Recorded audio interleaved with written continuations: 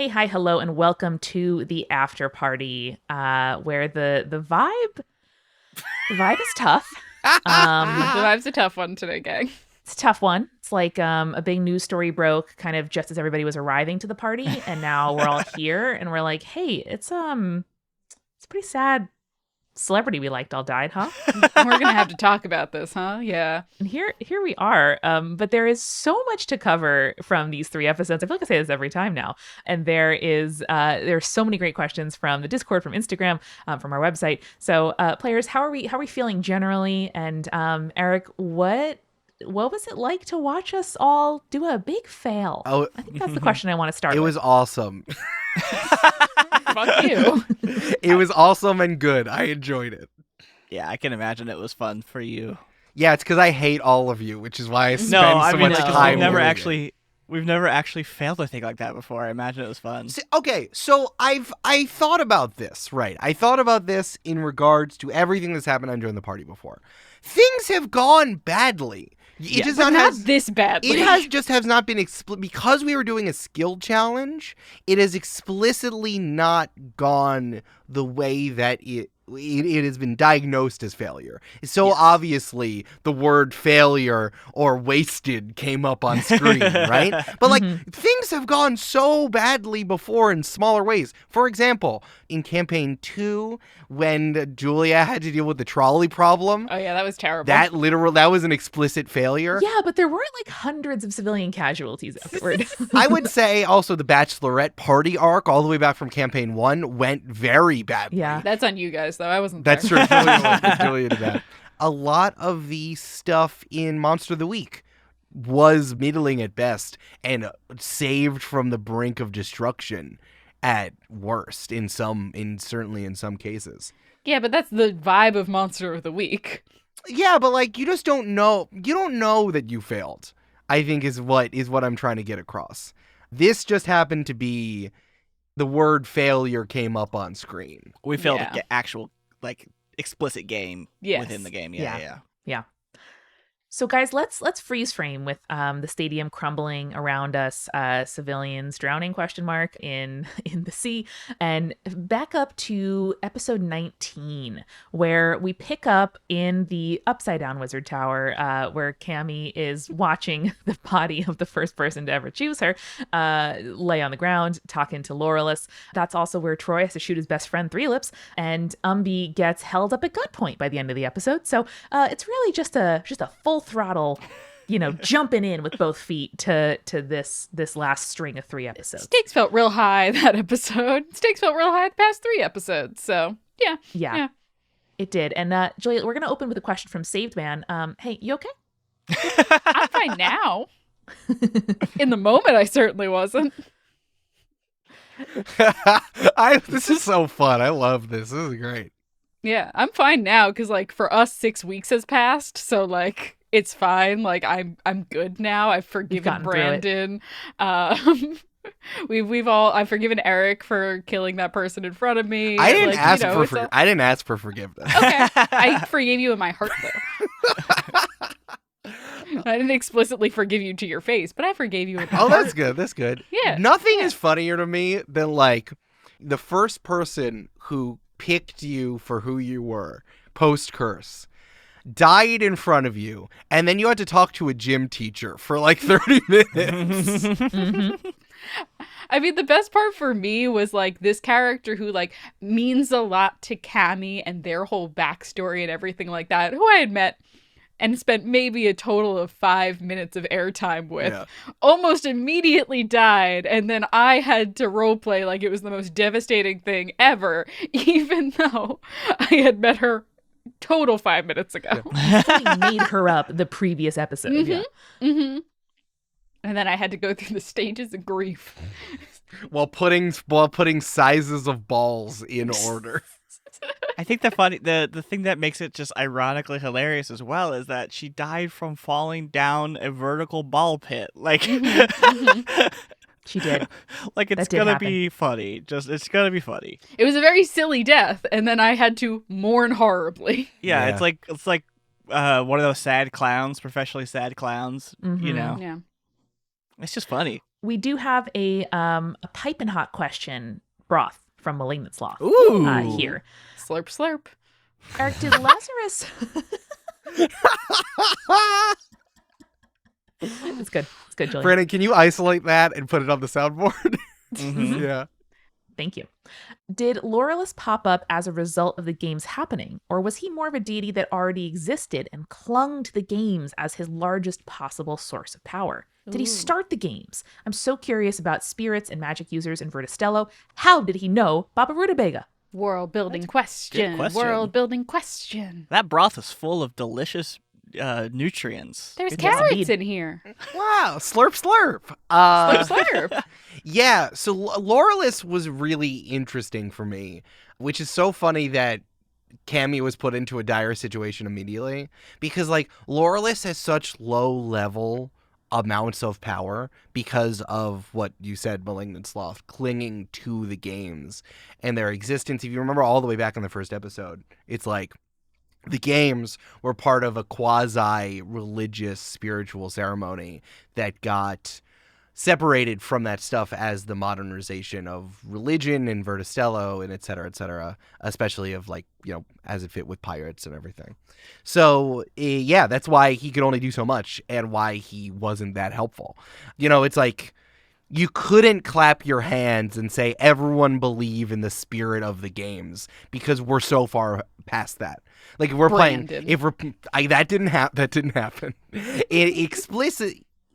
I was playing on Neil Gaiman American God rules, right? Mhm. It's like you have to, the number of people who care about this thing exist and has power, which is why he's just kind of, he's not even there. He's not even at the games. He's hiding out and can only subsist upon this like feast or famine happens, especially because the games aren't even regular. They happen every four years ? So it's like it's not even like he has ritualization in his back pocket at the moment. So that's why he felt like such a lame duck, even when Cammy needed him in a tough situation. Yes. Malignant also wanted to know, they say, I know Cammy probably felt like her only choice was to revive Smelly, but does Julia wish she could have used the boon on something else? I mean, I wish I could have used the boon on the thing that I was really trying to push Laurelus to do, which was repair the barrier, but that didn't Yeah. end up working. And he so might, if he had power to do both, maybe he would have, but he also didn't want to tell you that. Yeah, it's Yeah. fine. You know what the thing is? It's like, I didn't see another option, and I also, particularly from a role-playing perspective, did not see another option. So Cammy was not going to let Alicia Smelly Haze die when she couldn't get the thing that she really wanted that would have trolley problem saved all those other people. So When a Bradford pear dies, does it smell better than it did when it was alive? well, it no longer has those smelly flowers. So Stinky flowers. yes, it So does really you smell were better doing when- the world a favor by letting her die. No, I wasn't. Smelly things are not doing the world worse. Julia, Eric did you a favor, though, because you did receive the Corsair Jorbins, which, number one, Eric here is joking. That's an excellent pun. Thank you. Thank you. Thank you so much. And two, is this the thematic through line of the Eric Silver cinematic universe? Is that there are Air Jorbins of some kind in every Eric Silver property? Yes, I see my time. Okay, good. Great. Just checking. I haven't figured out a way to put average bear into this campaign yet, so Yeah. this is the best I have at the moment. Yeah. We'll get there. We'll get there. There is, of course, so much more to go into that happened in this episode. Brandon, I feel so responsible for your fate in this arc. I also feel because- responsible for it too, but that's besides the point. Oh, really? Yeah. I was so convinced that sending Arello to Radbert's ship would only result in Arello coming back with the full rhyme that unlocks the campaign. Guys, I fucking knew it, and I told you guys in the moment. I'm like, I don't think this is a good Julia did. idea. Maybe I did. should follow him. And then Eric specifically was like, well, his whole thing is like getting secrets, so you really shouldn't have to worry about him. And I was like, no, but I fucking know. I knew at that point that something was up with Radbert, and it drives me crazy that I didn't follow through with that. I had this inkling the entire arc from the minute he showed up, and I remember messaging you and being like, Radbert's armor, is that magical or not magical? Because I knew what I wanted to do at some point, and the dramatic moment, the moment never came, and so I didn't get to follow through with it, and it resulted in Umbi getting shot in the head. Yeah.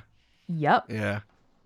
I mean, like I'm with you, Amanda. Like I don't think I would have changed anything. Like I think that was the best course of action. Oh, I would have. I don't know why we wouldn't trust. I mean, like I know why we wouldn't trust Dorello, but like we had better things to do at the time than like go to a mission that possibly could be fruitless. Nice. Get 'em. Nice. So I don't know. Yeah. This is also a good question from Malignant. What did you and I think about Radbert at first? We all know Julia suspected, and Julia fucking knew it. And I was like, oh, this is so surprising, his heel turn. I honestly knew that he had his own, business going on. I think the moment where he did the tea leaf drawing with Cammy, in retrospect, incredibly good foreshadowing, Eric. In retrospect, incredibly sinister. But at the time, I was like, oh, he must have his own character journey. Interesting. Oh, man. I have to Yeah. say, multiple times, all three of you said how much you liked Radbert. Oh yeah. I like him as a character. I was suspicious of him the whole time. I Yeah. like him. I still like him. I think he's great.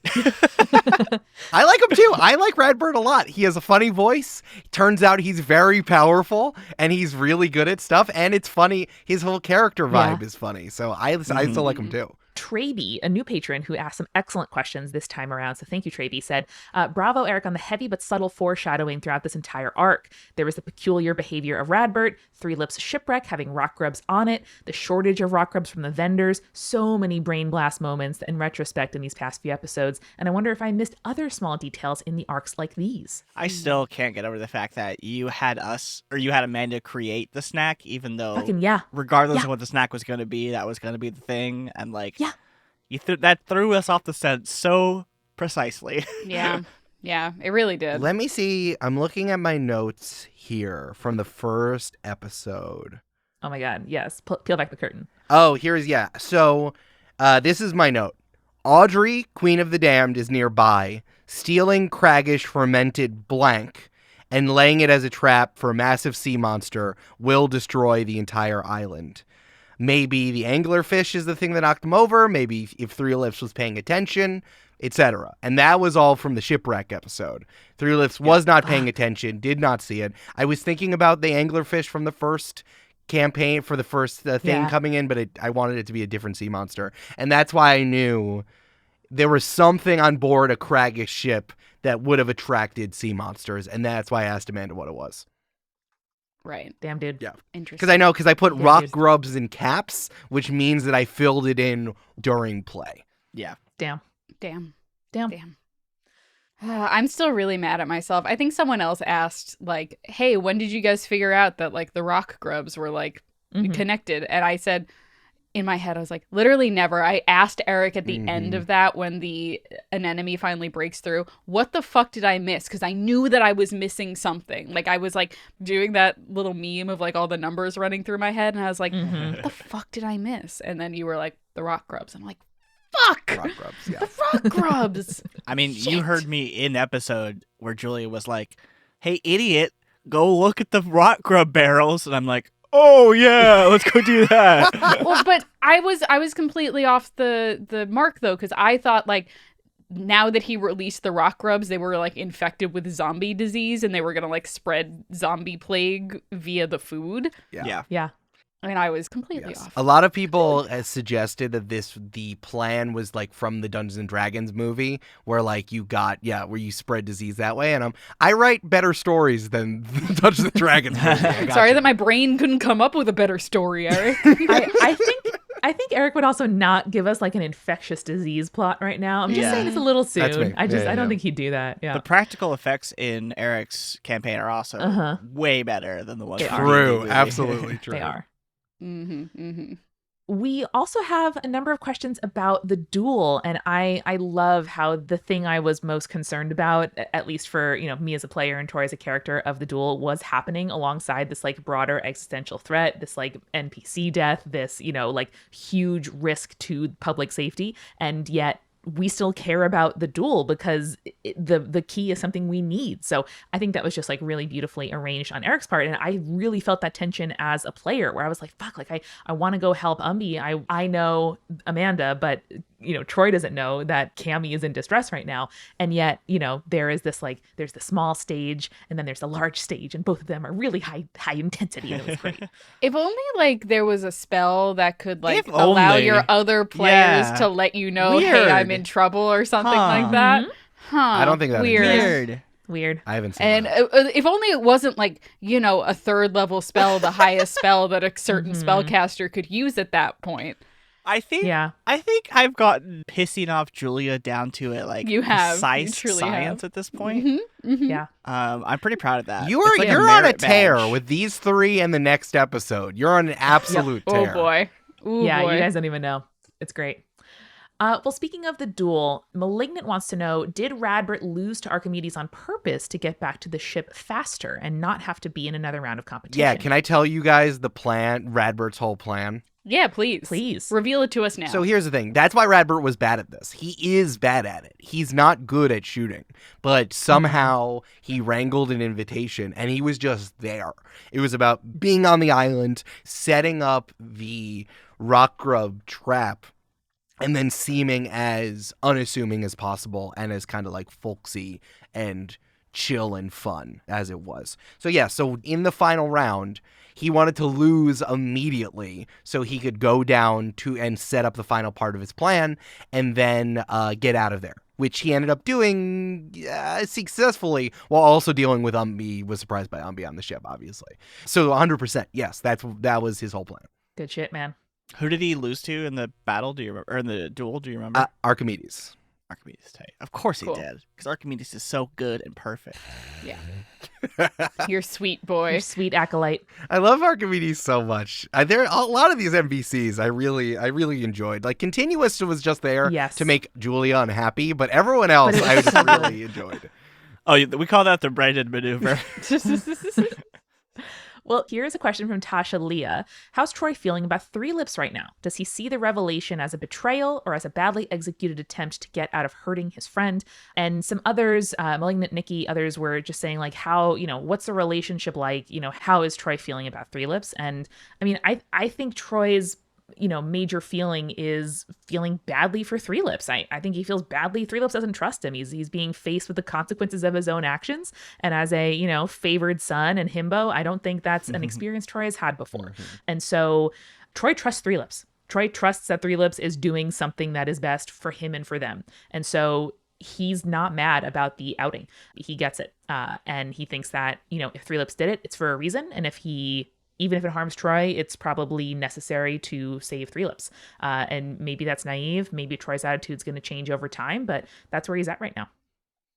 If I was a fanfic writer, I would think about, because I don't want to say this is canon, but this is also me writing my own fanfic, right?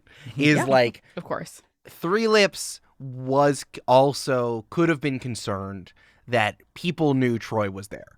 It's specifically the Craggish delegation. I think this was going to come out regardless, and Three Lips took advantage of the situation to help himself and kind of just further along something so that he wouldn't die. Yeah. Troy knew that unfurling his wings would make him instantly identifiable to at least the Craggish delegation. Yeah, Three Lips would not have done that if Troy did not do that. At that point, it was just like Three Lips was in a bad situation, and turns out his best friend is alive. And then Troy, it turns out, some might say is irresponsible, and Three Lips needed to do what I don't he think had to so. do. No, not his pirate crew. I would agree with No, never. He's the most responsible among all of us. Yeah. Not my bros. Yeah. If I were a fanfic writer, I would make Troy and Three Lips kiss. Same. Fair. Same. That's your prerogative. Yeah. Listen, there is a Join the Party fandom on AO3. You can go ahead and make that It's happen. mostly Milo doing. It's mostly trans Milo. Yeah, it's mostly is what trans it is. Milo. That's Yeah. tight. No. All right, cool. Tight. Love it. And I mean, that brings us kind of right back to where we started, the sort of record scratch. You might be wondering how we got here with episode 21. And Can we say we recorded 19 and 20 at the same time? That got cut in half. Yes. So that's why it was like one big initiative thing. That's why I was really excited about the momentum that got maintained through the edit. So I was really stoked about that. Yeah, it was a we chunky played boy. for a long time. Yeah. Yeah, it was really fun.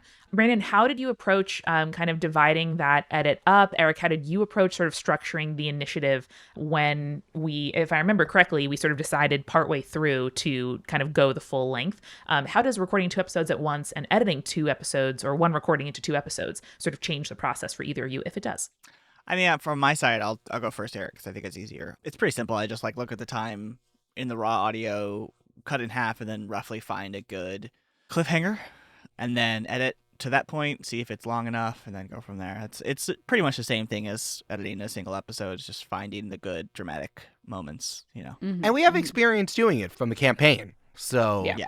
it felt kind of like the same. It's like, all right, I got to pull, we're doing 2 sessions lever, and we're just going to keep going. What we're going to do, we're going to stop in the middle of it. It just had a lot of momentum, and which is not something I can say about most fights using Dungeons and Dragons. So I feel That's I'm true. pretty happy with that. That is true. Yeah. 100%. Yeah, we keep talking about this, but I only use initiative when you're supposed to use it. I thought that the only way to keep everyone in time like that was to do initiative. And also the duel is very important. Initiative is very important because duelists swap places in initiative the entire time. So that's why I had to keep everything going. And of course, then I had to add Radbert into initiative, and then I had to add 3 Lips into initiative, and then I had to add, and before that I added the Craggish delegation into it. So I really wanted to make sure there was an order while still keeping movement. Yeah. Not to take us back to the previous episode, but I'm curious, Eric, how exactly, because we didn't actually talk about it, did you do the riddle question that I had to solve? Oh my God, yeah. Good question. Thank you. Because I feel like in the tape you had to revisit and be like, oh, okay, the way he did that is correct, but it's not the way I did it. That's what my intuit was. Yeah. I love doing real-time puzzles for this stuff, and I knew Brandon was going to do it, and I thought it was fun. So I had a bunch of different ideas here of how to fix the locks, right? And all of them were number puzzles. For example, here's the easy one, which we didn't end up doing. It was the weight of the heaviest Pokemon in pounds, rounded to the nearest whole number, and then arrange those numbers from smallest to largest. Nice. Oof. Honestly, the one that I was very excited about, I fucking biffed it because I sent Brandon I copied and pasted my notes, which had the answer in it, and I sent it to him, and it had the answer in it. So if you have the bloopers, it is in the bloopers for those episodes. Yeah. Which was my birthday and month, followed by the Super Smash Brothers characters and Ultimate Before DLC, and then arranged the numbers from smallest to largest, and then I gave Brandon the answer, and I'm like, fuck. So this one was a little harder because hex codes are so finicky.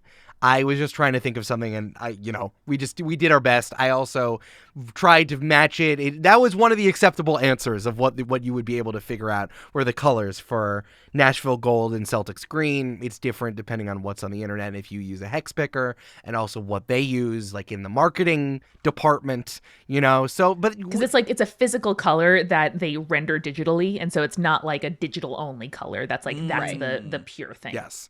Exactly. So yeah, but when you answered it, it was correct. I had a few answers going that I found that one was true. But my brain needs to know the one canonical answer than how you found that one canonical answer. Yeah, so the canonical answer is Nashville Gold is the color Spanish Yellow, which is FFB 915, and Celtics Green is 007 A33, and then you multiply them together, which was 670695.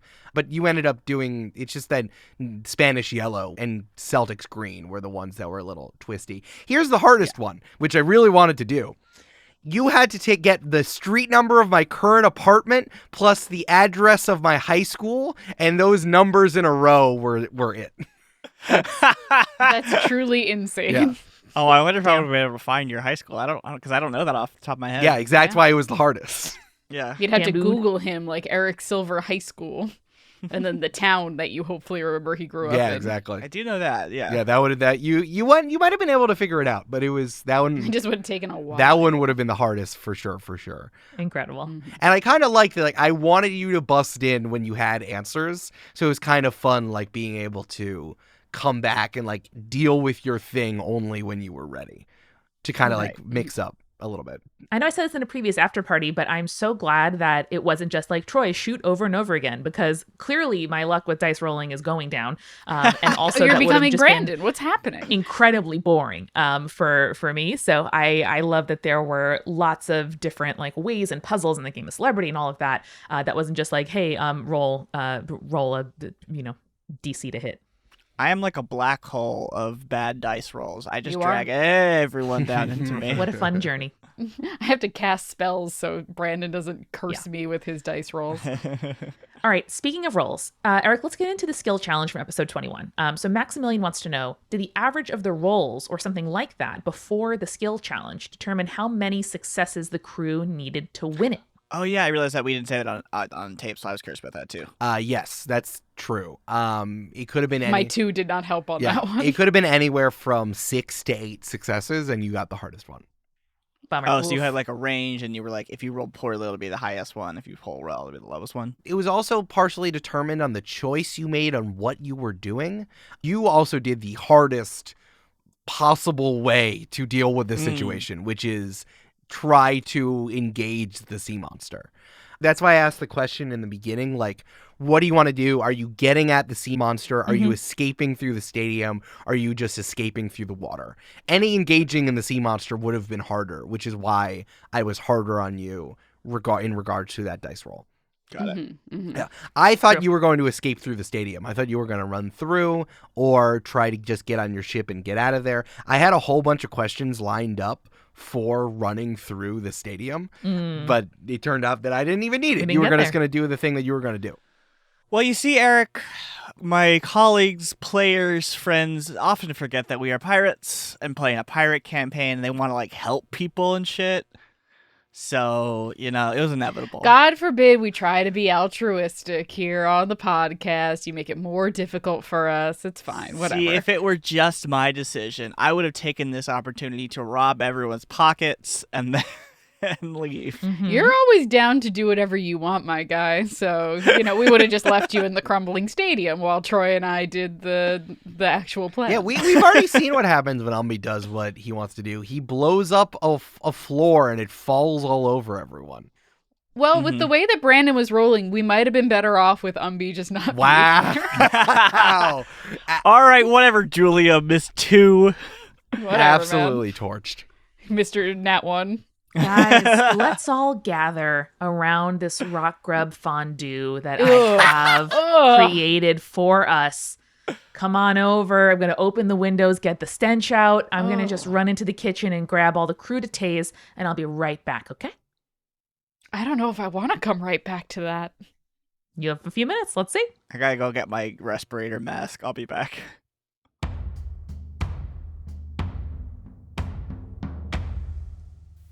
Hey, it's Amanda. I hope you weren't too grossed out by that fondue idea. It's just a joke, don't worry. Welcome to the mid-roll, and welcome to our new patron, Bloke. You have a great name, and I am so glad that you've decided to put some of your hard-earned human money to supporting Join the Party. It's the only way we get to make this podcast and put as much time and attention into it as we do. And I hope you're enjoying the patron-only Discord, bi-weekly party planning, and all the other ways that we kind of peel back the curtain and give you some bonus access into how we make Join the Party. And if you want to do that, if you want to be the next bloke, if you want to have your name read on the midroll, join us today at patreon.com/jointhepartypod. This week at Multitude, if you ever wondered what life would be like on a planet different from our own, or how writers create your favorite fictional worlds, I have good news. You got to wonder no more, because we have the facts for you. Every other week, astrophysicist/folklorist Dr. Moya McTeer explores fictional worlds by building them with a panel of expert guests, interviewing professional world builders, and reviewing the merits of worlds that have already been built. I love exolore. I love listening to it, and I know you will too. There's also an episode, by the way, all about Verda Stello with our own DM Eric. So subscribe today by searching for exolore, just like the word explore, but instead of a P, there's another O, in your podcast app, or go to exolorepod.com. We are sponsored this week by Elderwood Academy, which is a group of artists that are hand-making immersive and custom D&D accessories just for you. We have a number of items for them, including their Hex Chest dice boxes and their Spellbook gaming box family. Both of them are so beautiful with like metallic leaf, beautiful. It's like reflective. It's so pretty. I have a dice mat that has like 2 little Pisces fish on it, which I thought was extremely fitting for Verda Stello. And you know they've been at this a long time because they have been innovating and making creative, artistic accessories for gamers of all kinds since 2014. Their mission is to support you in your gaming, to make sure you're happy in your gaming life, and they support their items for life. Now, go on over to the Elderwood Academy website, elderwoodacademy.com, and you can use code JOINTHEPARTY for 10% off your purchase. They're beautiful. Trust me, you're going to want to check it out. elderwoodacademy.com, and code JOINTHEPARTY will get you 10% off. We are also sponsored this week by 20-Sided Store, and anytime I go to the movies, my movie theater is right down the block from 20-Sided Store, so I gotta make sure I go in there and check it out. They have so many wonderful items in store. I've gotten gifts for kids, for friends, for adults, puzzles for my grandma, accessories for me and my own gaming life, and honestly, I just go in there to browse and take in the vibes because nothing feels like home like the inside of 20-Sided Store.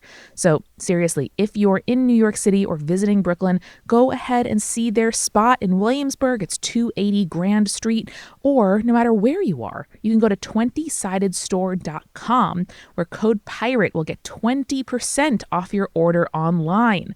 If you go into the store, you can just mention join the party like it's the, sort of password to a treehouse. But if you're online, use the code PIRATE for 20% off your order at 20sidedstore.com. Finally, this show is sponsored by BetterHelp. We have tough choices in front of us all the time in life, and there are lots of places where we know we have to do something, but the exact path forward isn't always clear.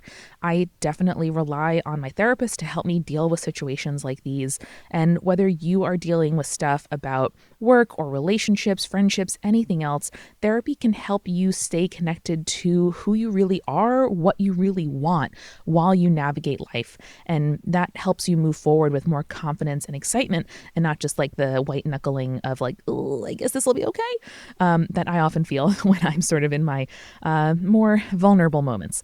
And I really appreciate that BetterHelp is convenient, flexible, and suited to your schedule. If you are trying to get started in therapy, if you can't safely access therapy where you are right now, if it's out of reach logistically, financially, physically, for whatever reason, BetterHelp can be a really, really good resource. Get started with BetterHelp by filling out a brief questionnaire, which matches you with a licensed therapist, and you can switch therapists at any time for no additional charge, which is huge because the vibes and the relationship between you and your therapist are really important.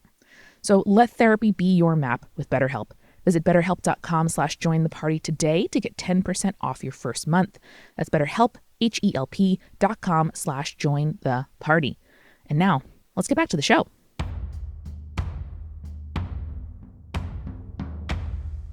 All right, guys, we're back. It turns out that it did kind of ferment, gain sentience, and walk away while I was reheating it. So I have some chocolate instead. Is that good? Much better, Yeah, that's honestly. much better. Much I don't know if we preferable. can dip the crudités into the chocolate fondue, but like we could try. I mean, Well- it's better than a fucking bug, Julia. Fair. It's chocolate. They're chocolate covered crickets, obviously. Those are good. Obvi. I'm sure those are good. Never had them. Here are some more questions from the audience. A through Z wants to know, Eric, was there any way that we could have fixed the shield? I also want to know this. That's a good question. At that point, the answer is no. Okay, that makes me feel better. Loreless would have had to have more power, which would have been a whole other thread to pull on at that point in the arc. He was very far gone. Mhm. He also was, that's the whole thing. He was shielding the fact that he's not as powerful as his stature would believe. And I think that was Right. kind of part of it, which is why he was giving you gym class platitudes. But the answer was no. The thing that he was trying to get across was like, what's going to happen is going to happen. We just gotta deal with it. Good luck, bitches. Yeah, you just gotta deal with Yeah. it. I used my boon on bringing back your friend. That's the best I can do. No, fair. But so the answer at that point in the campaign, no. I'm realizing now that maybe I could have just like had him lead the monster away and that could have been the boon, like if that was like a thing that he could have done, but Cammy still would have brought back Alicia, so. Yeah, we didn't end up engaging with it at all, but it was 100% a gambit to see if you would do that or do something to further the story, to make the story easier for you. Cammy feels too much, you know? True. It's true. Absolutely Too true. much. But guys, here's a nice comment from Ra, fittingly named, to raise our spirits. I know you guys were bummed to fail the skill check, but honestly, I think it made the story so much more legendary. Chef kiss emoji. Having played a few games on from it, how do you feel about it now? And similarly, Joe Minoki, how long did Julia leave after Brandon revealed that nat one? I did stand up and have to walk away, and the scream you heard was like outside of my office. It was a great moment. Yeah. And yeah, I feel like we made a good story, and it feels like there are real stakes. It's the thing I hate the most, which is dramatic stakes and characters that want things and might not get them. But I feel proud of the journey, and there are real consequences after this. Like our characters don't forget this experience, and it's been really interesting and fun to play. We played probably 4 episodes since this one in the time since we recorded it and then released it, and it's really interesting. It's real character growth for me. Yeah. I mean, the next episode that comes out after this is directly as a result of us not doing well, and it's super fun. It is. What we do. So, yeah, I think it's a good thing. Mm-hmm.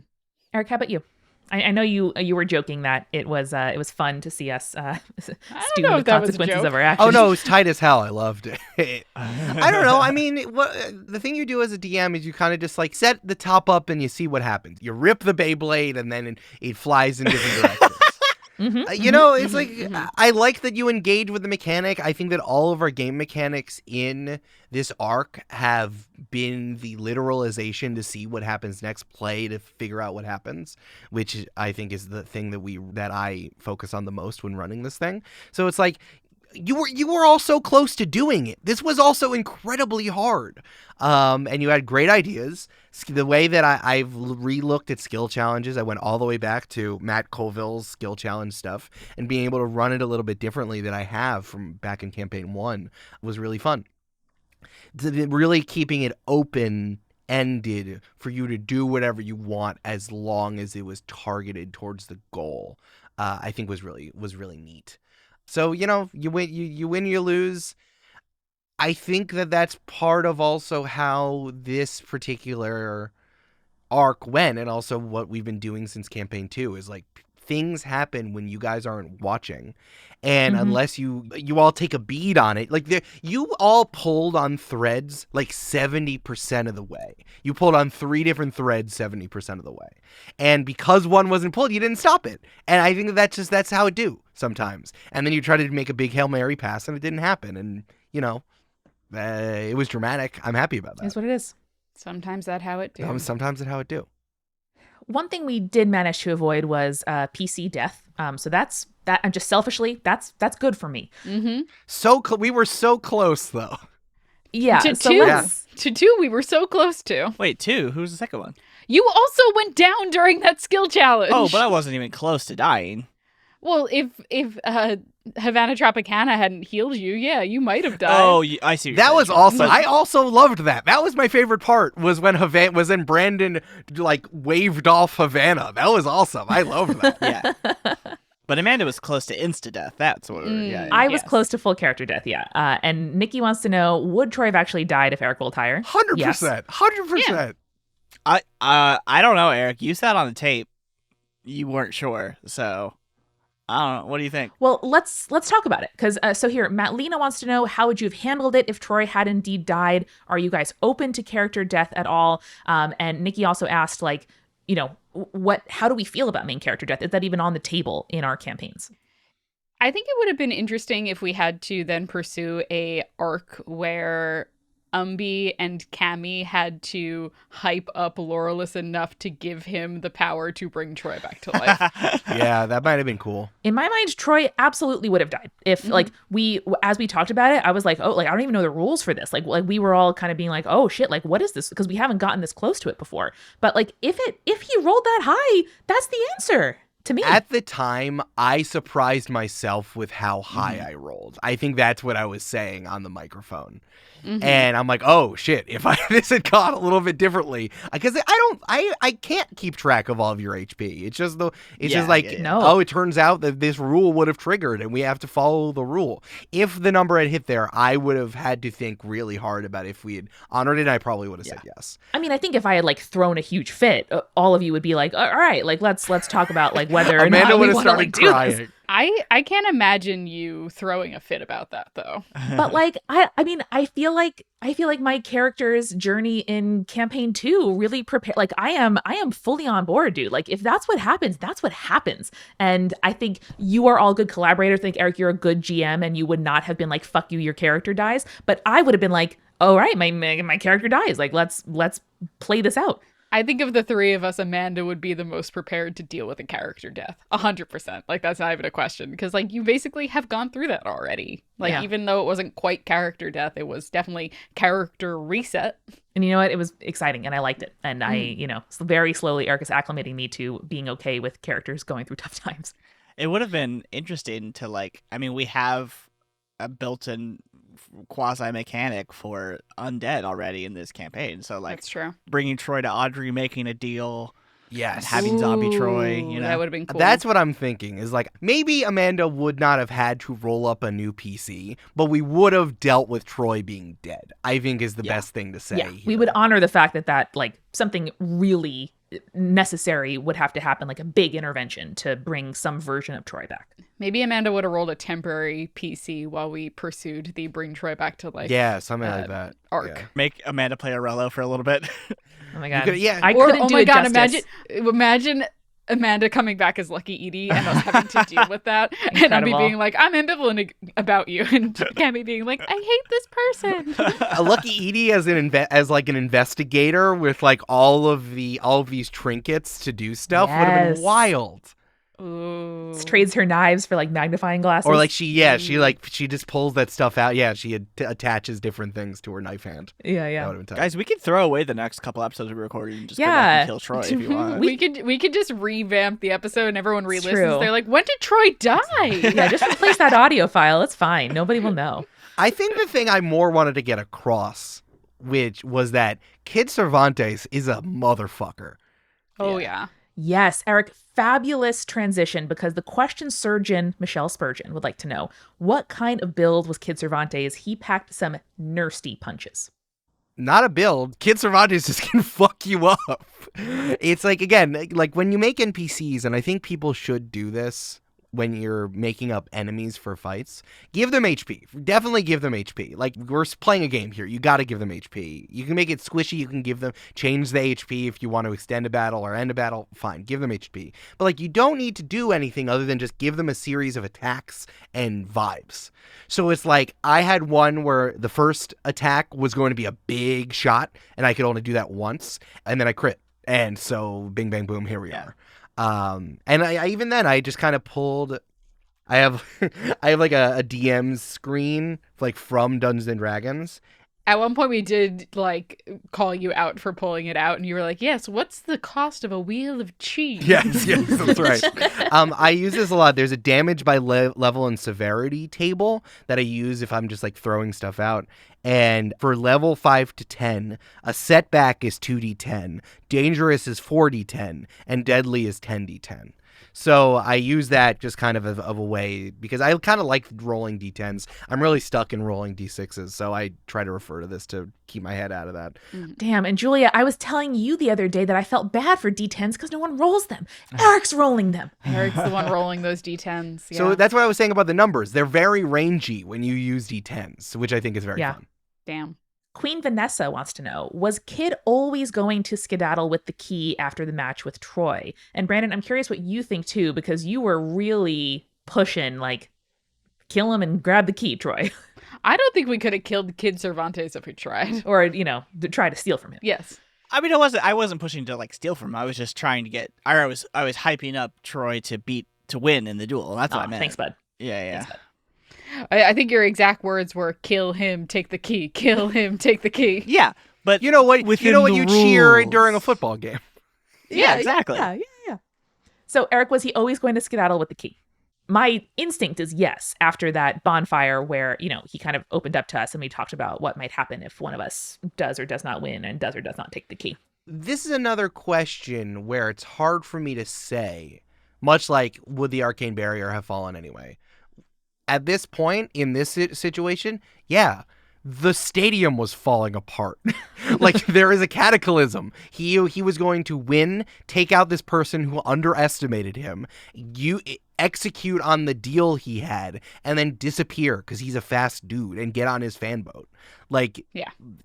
Yes, in situ, yes, things would have had to been different in terms of the circumstances for that to have been different. I mean, Troy still could have won. Like, it wasn't like an auto lose situation. It was just very unlikely. Yeah.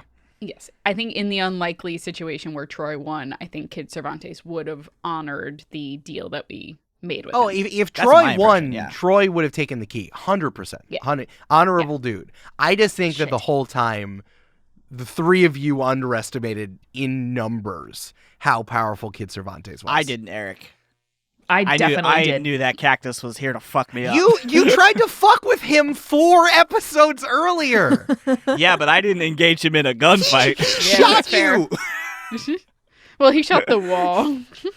I have to say, I also almost didn't roll those temporary HP because I was trying to figure out if I needed to preserve my risk die more. And I was like, well, fine. Julia's going to be uncomfortable if I go into this with 6 HP or whatever. That's absolutely true. I'm glad I did. Absolutely true. Yeah, but Kid Cervantes is a cowboy gentleman. He wanted you at full HP. Kid Cervantes would have legit killed you if you had gone into that fight with 6 Oh, HP. Yeah, Dear God. that's the difference. Mm-hmm. Oh, damn. On a slightly lighter note, Traby wants to know, what kind of tea was Cammy handing out to the survivors? And also, how did they get to the announcer's booth so fast after giving out the tea? To which Blue Spectre replied, and I loved this, she used the tea lift. It's like a ski lift, but for tea witches. I think I said on mic that it was Earl Grey because it was some sort of joke. I don't remember the context of the joke. And then the other part is fully a joke. It's Part was fully and Cammy appears in the booth. It's Roger Rabbit rules. You can do whatever you want if it's funny. Yeah. 100%. Yeah, that was the same thing as where was Smelly Hayes after this? Who cares? It's it would have been funny if she either started working out down there or she went home. Yeah. She probably went home. That's my It's funnier. He's Cammy's I gotta go, and then hops on a magical surfboard, and Smelly Hayes is I'm gonna walk. And then she did, and so she was nowhere near the stadium when it collapsed. Who knows if we'll see her again. But guys, let's get into some questions about the game, our characters, and Verda Stello as a whole. Sound good? Yeah. All right. Grace R wants to know, can we get a quick reminder of all the different NPCs in the campaign so far? There's so many good ones. I can't keep track. You want all of the NPCs so far in the game? That's I want each of us to name the 3 NPCs we want to hang out with the most. I'll go first. Piney. All right. The excellent, devoted love and receptionist from the book depository. 2. We don't get to do this round robin style. You get to pick your 3. Okay. It's a draft. We're doing a draft. You guys time to draft. think. We're drafting. All right. Let's draft. My first pick is Piney. Thank you. I gave myself first pick. Mine is Framboise. Mm-hmm. I mean, mine is Kid Cervantes. Are you kidding me? It's really good. Eric? Oh, I'm drafting 2? Oh, yeah. Oh, God. I'm trying to think of someone. I'm going to draft Hondo, who is the cult leader. Yes. Actually, no, I'm not drafting Hondo. I'm drafting Dr. Radish. Good. Solid. And then I'm going to get the snake, so we're going to go back. So now I get to go again, and I'm taking Lucky Edie. Okay. Oh, she's so good. Then I'm going to take Aubergine. Aubergine's great. I love Aubergine. Of course you are. Uh-huh. Audrey the Rotten Queen. I love It's Audrey. really good. I want the child with the knife. Oh, Orlando. Orlando. Yeah. Yep, that's me. And then I'm going to pick again, my third and final pick here in the snake draft. I think it's going to be 3 Lips. Fascinating, interesting journey. I hope this is not the last we see of him. Mine is Havana Tropicana. Mm-hmm. I think it's a 50. Okay, here, I'm going to say 1, and then you guys can say if it counts. And if it doesn't, I have it back Sure. up. If they have a name, it counts. Nani. Nani's fine. sure. Nani's good. Nani's good. No, that's fine. Okay, cool. Then my backup was gonna be the banana commander. Oh, I was also gonna say Lord Lord Cavendish. Yeah. What a good name. Wait, no one picked Arello yet. Yeah, exactly, Julia. I'm going to take everyone who is devoted to the path of cultivation. Go oh my fuck god, they're yourself. so funny. I love the Harold and Syl. Like, there's so many. the Cresco from Cammy's flashback. The Sod. Yeah, the Sod. The Sod was good. Or the Cranberry Bog the Man. Cranberry Bogman is good. I do. That bartender was good. I do like continuous faithful. It's just that Julia was so good at being Cammy that like that plot kind of resolved itself pretty quickly. It's like, this guy's a doofus. Follow your own He way. sucks. Goodbye. All right, this one is addressed to me, but it does affect all of us from A through Z. What does Troy plan to do differently now that his secret is out? Brandon, I know you had some thoughts on this.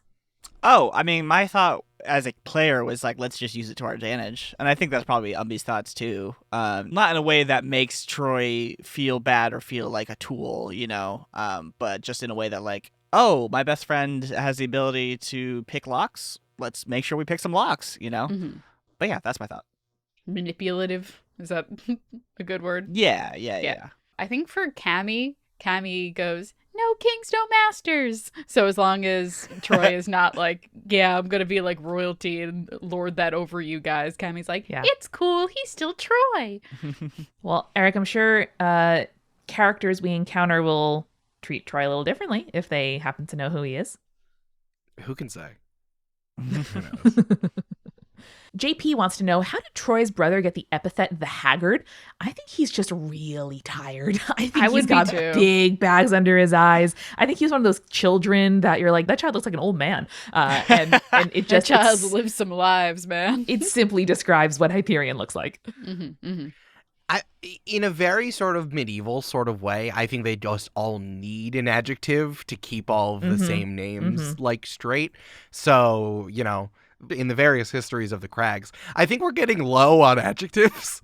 So it's like that child's sleepy. Then you were going to assign it to him. I want to propose one that's like somewhere in the future of the Crags, which is Ignatius the Indescribable. That's 100%. Yeah, it's good. Eric, write it down. It's good. Jot it down. All right. Credit me later. Okay, that's fine. Casey wants to know, Julia, how does it feel for Cammy to still not know Troy's secret canonically? I mean, it doesn't bother me because I think that there's going to be some sort of like hand waviness in the future of like Umbi told Cammy, or Troy told Cammy, or like Nani was there and we didn't know and saw the whole thing. Nani's everywhere. So I think, yeah, it's fine. It doesn't bother me. Troy definitely would have preferred to like tell all of you in truth, but I think you're sweet and not going to sort of hold it against him that it kind of came out in a way that he did not expect. Of course.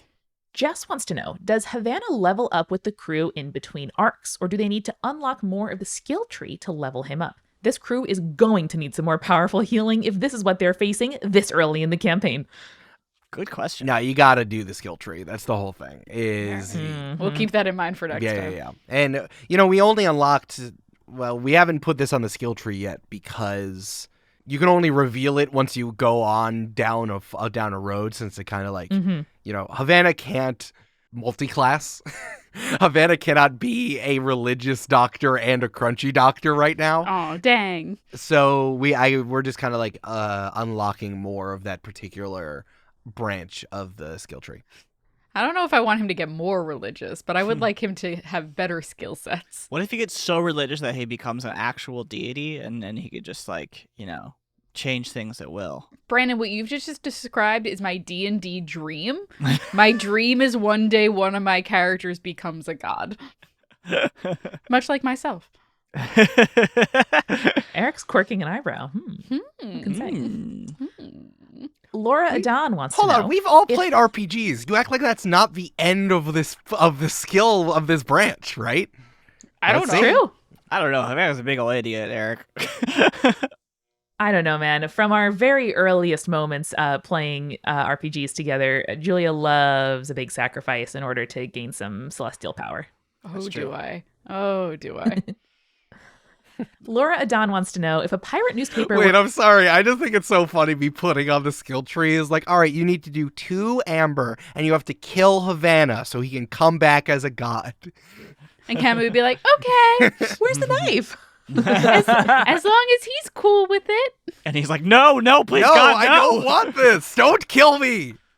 Oh, then Cammy would not do that because Cammy would be like, oh no, too real of my childhood. Yeah. I don't know. Unless his like religiosity is increasing, he wants to get closer to the planter. Like, there's ways that could happen. But he has to agree to it, Amanda. Yeah, I'm not no, just he gonna has to murder him consent. because I want him to be a god. He has And to then Umbi consent. takes the knife and slits his throat.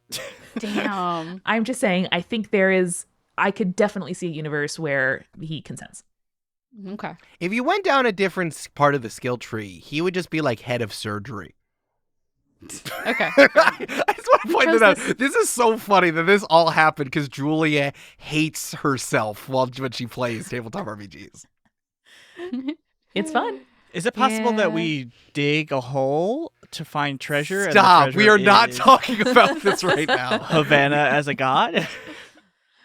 All right, guys, let's pause this discussion for a very important question from Laura Adan. If a pirate newspaper were to cover the games, what would their outlandish headlines be? Headless body in topless column. What? It's a New York Post reference. Small Key Island, big key disaster. There Pretty you good. go. Pretty good. That's cooking with gas, Eric. There you go. It's still called the New York Post. Maybe like it's raining needles, Kid Cervantes closes the day. Oh my god, that Big image. oopsie at Small Key Island. Oh, sweet boy. Yeah. High key peeved. Nice. After Small Key nice, Island. Nice. Wow, that's good. There we go. I just reminded myself that, Eric, that sort of like closing move of Kid Cervantes making himself into a like projectile for needles, perhaps the most like chilled and awed I have been in any of the games that you've run. That was incredibly done. Did you think of that as like his, Super Saiyan mode, his like closing move before the duel, or did that come up for you at the moment? No, it just came up for me in the moment. I mean, I didn't think he was going to crit. And also I knew that this thing was over. So I just wanted to end it. Incredible. I was like, in my head, I just have such a clear idea of what he looks like that it's just been really fun to like mess with that and demonstrate his destructive power. That's the only time I've been able to actually just demonstrate his destructive power. So I've really felt like I had to flex. Yeah. Does he canonically have feet in your head then? Or is it big pot? Oh, I think he has feet because he wear pants. He don't wear pants. He wears pants and scarf. Mhm. Does he wear pants and boots? No boots. Pants are too wide, like they just cover. Yeah, they cover the exactly. whole head. Yeah. Mhm. Yeah. Big gaucho pants. Yeah. Dominique Wiki wants to know, if Umbi and Cammy were to compete as shooters instead of Troy, what would their weapons have been? Oh, Hmm. that's a good question. I mean, probably just like a big old blunderbuss or something for me, like a bomber bus or something, I honestly think Cammy's probably would have been very similar to Continuous Thankful's in the sense that it wouldn't have been like a traditional melee weapon or like ranged weapon. It would have been some sort of magic bow or, magic bombs. I don't know. Magic bombs. Eric, was there a weapon that you came up with that didn't fit with any NPC, or was there a backup weapon if we had destroyed anyone's weapon? I did think about stealing Three Lips' gun, but then I was like, oh, they're gonna just have more. Like, not worth it. No, I kind of just did. I gave them weapons based on who they were, just putting the NPCs in. I was really reckoning with what Archimedes' weapon was, if he was going to have like different ones or different forms of this like really ridiculous laser gun for each one of the rounds, but he ended up being a little bit of a doofus, so I kind of just stuck with what he had. Well, whose fault is that, Eric? Well, it's because he had a DNP. Mine? He had a DNP in the first round, so that Yeah. was his problem. Eric, can I ask a question? Sure. It's been bothering me, so I want to know. And this Yeah. goes back to me not having my dramatic moment where I revealed Radbert for the fraud that he was. Sure. If I had, like, in a key moment, like, destroyed Radbert's armor, would we have, like, gotten some sort of reveal that he, like, was sentient zombie spores, basically? Oh, that's a good question. Because I was thinking about it for a long Long time. I'm not sure. We knew he was like a puff of dandelion stuffed into a Mm-hmm. armor casing. Right. But I felt like there was more to it than that. And I was like, what if I revealed something beneath all of It's that? possible. I don't know. I don't know the answer to that Okay. because I would have Alright. had to ask myself the question in the moment. Is there a visualization of his thrall under Audrey the Damned? Which I think the answer is yes, because I'm not sure. Because I guess like we did say that he kind of like disappeared for a while, and he was just kind of like him and his pirate crew were just kind of like jobbers, and then Mhm. we're off the map for a second. So which was different. Oh, that's another fucking clue we missed. Yeah, Damn it. which No, I didn't miss that Which- one. That which was... That I missed. I don't know. I don't know the answer. I guess I don't know the answer to that. All right, cool. I just wanted to It's know. fair. I was like, Fair. would my moment have played out like it played out in my head? Well, But, you know. I think you would have had a problem, right? If you had revealed, you would have had to prove that he was doing something bad. Because I don't know necessarily. It's not like his jaw would have fallen on the floor or something. But I think the fact that he was inside of armor, I was trying to make him look suspicious. So yeah, I would say yes. But you would probably have had. He would have tried to like deflect. You would have had to bring something else. Like you would have had to know that he was doing something nefarious. Like he only revealed it because he thought Umbi was caught. Yeah. Like he was doing a Right. villain monologue, you know what I mean? Of course. All right, interesting. Oh, did you have a like actual canonical thing that smoke was on the boat, or was it just like some kind of like Yes, I did. It was poison, but the point was, Radbert, what is the something you would put if you were a zombie person? You would put poison that you would be able to breathe, and that was the thing. Oh, I see what you're saying. Sure. Yeah. So that Cool. shit was just in there, and Radbert would have been fine. So yeah, maybe he was. So I think he was a zombie. Yeah, I would have figured it out. Okay, cool. I know cool. these things happen, but I don't literalize it unless I'm in the moment, because if you do that, you end up writing 30 pages and throwing out 27. So Right, that makes so sense. I didn't think of it. But yes, because of the smoke, Radbert does not breathe. Therefore, that's why that was there. Gotcha. Blue Spectre wants to know, are we going to get a spooky season ghost remix of the shanty for when we run into Audrey at some point? No. But what if we did? What if we did, Brandon? Please. Is a lot. Hey, of Brandon, work. what if we did a musical episode? Would that be fun? Would That be sounds good? great. Really? Let's do Good for that. you? Players, Eric, any other questions before we get into Spoil the Plank? No, let's do it. Let's do it. I'm up on the plank. I'm ready to jump. All right. Who goes first? Who goes first off the plank? Yeah. Me. Oh. Size order? I know how to swim with no arms. Is it order of height? So Probably. Probably Julia- Kelly, then Troy, then Umbi? Oh, I was thinking us.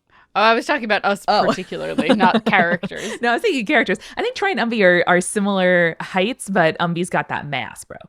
And then Cammy's so small. Lethal. He's All also right. hunched though, so he's probably shorter. Oh, yeah. That You know old how man- you old shrink man when hunch. you're old? Yeah. Yeah. Yeah. It happens. Umbi was 6'2". Damn. And he still is, but he's like a 6'2" that's bent Bento over, for you know? 6'2". Here we are for Spoil the Plank. From Living in Color, I've got to know everything about this underwater prison. Prison glow light for the cacti? Interesting. Who can say? Who can say? Say maybe that's their torment is not having glow light. Glass Cat Owl wants to know, if Troy had managed to beat Kid and win the key, would Kid have offered some other incentive to help save his siblings, or would that whole quest have gone unexplored? Oh, interesting. That is Who can interesting. say? I don't Eric? know. Eric can say. I don't think he will. Oh, okay.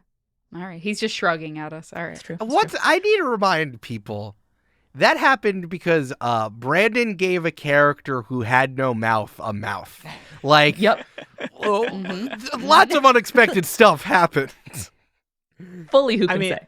I love that. I love that you like gave him a mouth as opposed to like, I don't know, maybe he shot needles into the ground in lettering, or like Yeah. used Or like just, like, took a Morse piece of paper. code, Yes. or like yeah.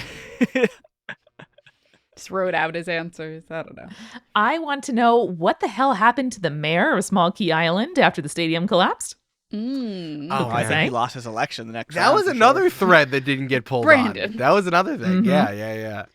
Brandon, I don't think that's true because the mayor in Jaws 1 is still the mayor in Jaws 2, and that's why you vote in your local elections. That's true. Listen, Mike Bloomberg has shown us that it really you double down when a disaster happens. Yeah. Yep. And Malignant, our question broth brewer themselves says, what was Troy's funeral like? Does Lily Rose have some kind of power in the cracks? Didn't we say that it was very nice Troy's funeral? Very There was tasteful. nice music. Very tasteful. Yeah. The only canonical thing so far is, it was very tasteful. Yeah, Lily Rose seems to have more influence with the guards than average, so does she have power too? Who can say? Isn't she's the daughter of the kitchen Of the cook, person, yeah. right? Yeah. Listen, everyone befriends the cook in a medieval castle. That's how it works. So you get the snacks. So possible. she has power because she influences who gets snack and who does not. But she was also there in the delegation, which seemed unusual to me. So there may be more to pull on here. That's why I put it in Spoil the Plank. And then finally, are Troy's brothers going to be pissed that he's alive? He seems not to have a great relationship with them. How many brothers does Troy have besides Hyperion? Oh, 7 or 8. 7 or 8. Yeah, you gotta have a brood if you're going for the Craggish crown. You gotta. Okay, You interesting. gotta. Interesting. Can't let him fly, but you do have to have space. In my head, I know that this did not happen, but like if this was a Tom Sawyer situation where Troy was watching his own funeral, Troy was like, "This is boring. More explosions, more flips, please. Where are the fireworks? I need stunts. I explicitly put in my fake will that I need stunts. You're not doing anything that I said." Well, now we know what to do for Eric's funeral. Yes, stunts. There you go. I'll learn how to Stunts. backflip for your funeral. Yeah, Eric. invite Travis Pastrana to get on his motorbike and do backflips. Okay. I have been told that my brother-in-law's family does know Travis Pastrana somehow. Whoa. So- What? And the whole Nitro Circus gang? And the whole Nitro Circus gang. Wow. Dang. That's a reference for people who watched MTV in 2006. I didn't. It Yeah. wasn't me.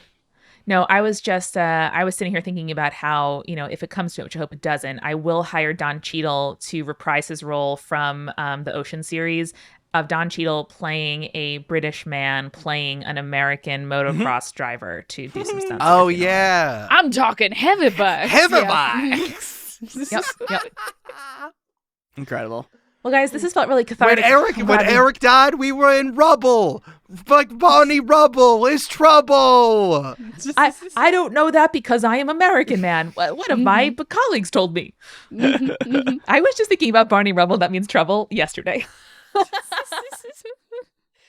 All right, folks, this has been cathartic. This has been good. We have hot shit coming up for you next here on Join the Party. But in the meantime, folks, let's say goodbye. Goodbye! Later. I really enjoyed watching you all fail. Thank you, buddy. May your rolls trend ever upward. I'll sing you a song that all green folk know. Until the waterfalls home. That only began 50 years ago. Until the